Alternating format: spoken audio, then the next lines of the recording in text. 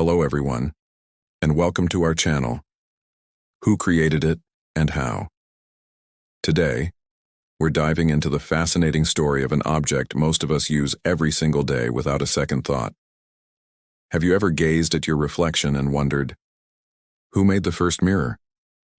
It's a question that takes us on an incredible journey through thousands of years of human history, from ancient pools of water to the high-tech glass we know today. So what was the very first mirror? Well, before any human invention, nature provided the original reflective surfaces.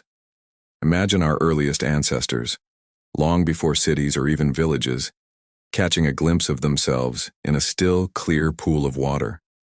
That fleeting, rippling image was humanity's first mirror. It must have been a magical, perhaps even startling experience to see one's own face for the first time.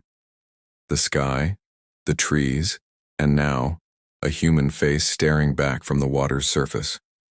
This simple, natural phenomenon sparked a deep-seated curiosity about our own appearance and identity. But humans are innovators. We weren't content with just relying on ponds and puddles. The desire to capture that reflection and hold it in our hands led to the creation of the first man-made mirrors.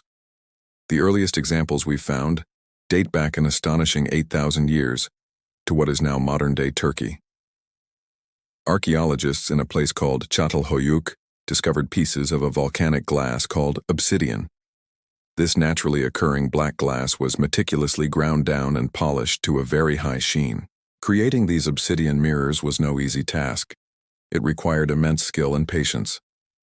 The artisans had to carefully select the right pieces of obsidian, then spend countless hours grinding and buffing them against a flat stone with water and sand. The result wasn't the crystal-clear reflection we're used to, but a dark, smoky, and somewhat distorted image. Despite these limitations, they were incredibly valuable, almost mystical objects. They were likely owned only by the wealthiest or most powerful individuals, used in rituals and seen as portals to another world, or a way to communicate with spirits. These weren't just for checking your hair. They were symbols of status and spiritual power. As civilizations advanced, so did mirror technology. The ancient Egyptians, known for their love of cosmetics and personal adornment, took the next big step. Around 3,000 to 4,000 years ago, they began crafting mirrors from polished metals. Their material of choice was often copper or bronze. They would cast flat circular discs of these metals and then polish them relentlessly until they shone. Often these mirrors had ornate handles carved from wood, ivory, or bone, sometimes shaped like a papyrus stalk or a figure of a deity.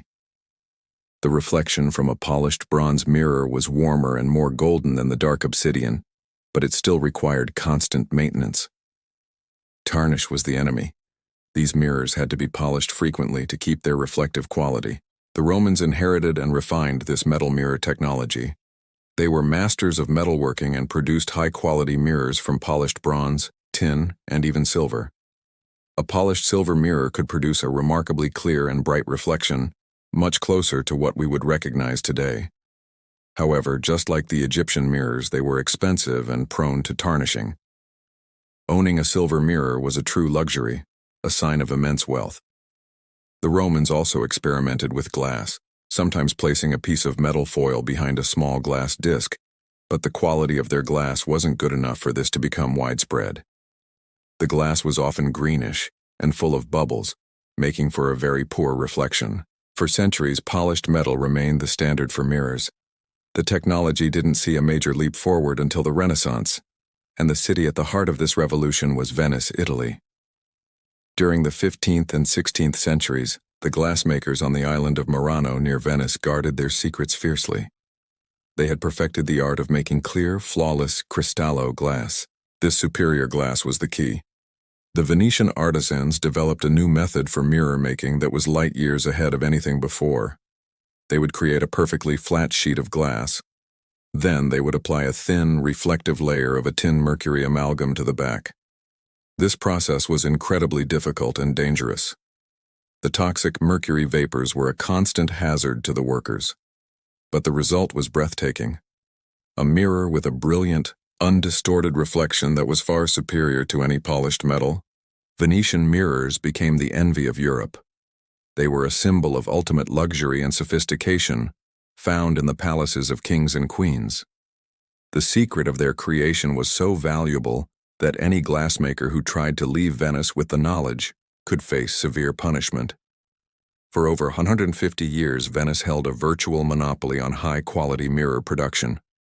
The famous Hall of Mirrors in the Palace of Versailles is a testament to the status of these objects.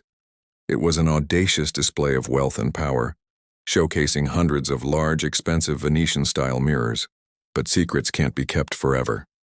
In the 17th century, French agents managed to lure several Venetian artisans to France, effectively breaking the monopoly. This led to the establishment of France's own mirror manufacturing industry, and soon, the technology spread across Europe. Competition spurred innovation, leading to larger and more affordable mirrors. The next and final major breakthrough came in the 19th century. In 1835, a German chemist named Justus von Liebig invented the silvered glass mirror. This was the process we still use today. Liebig discovered a chemical method to coat a pane of glass with a thin layer of metallic silver. It involved applying a solution of silver nitrate to the glass, which would chemically reduce to form a perfect uniform layer of silver. This new process was a game changer. It was cheaper, faster, and much safer than the old mercury method. Suddenly, high-quality mirrors were no longer a luxury item reserved for the rich. They could be mass-produced, making them accessible to the middle class, and eventually, to everyone. Mirrors started appearing in ordinary homes, in shops, in public spaces. The mirror went from being a magical artifact and a status symbol to a common everyday tool, and that brings us to the present day. The mirror you look into every morning is the direct descendant of Liebig's invention. While modern manufacturing has refined the process, the basic principle remains the same. A thin layer of reflective metal, usually aluminum or silver now, coated on the back of a sheet of high-quality glass. So who made the first mirror? The answer isn't a single person.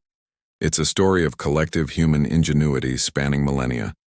It starts with our ancestors looking into a pool of water, moves to the artisans of ancient Turkey polishing obsidian, the metalworkers of Egypt and Rome, the secretive glassmakers of Venice, and finally the chemists of the 19th century. Each step built upon the last, driven by our enduring desire to see ourselves clearly. The mirror is more than just a tool. It's a reflection of our history, our technology, and our endless fascination with our own image. Thank you so much for joining me on this journey through the history of the mirror. I hope you found it as fascinating as I do. If you enjoyed this video, please give it a thumbs up and consider subscribing to Who Created It and How for more stories behind the objects that shape our world. We'd love to hear your thoughts in the comments below. Until next time, stay curious.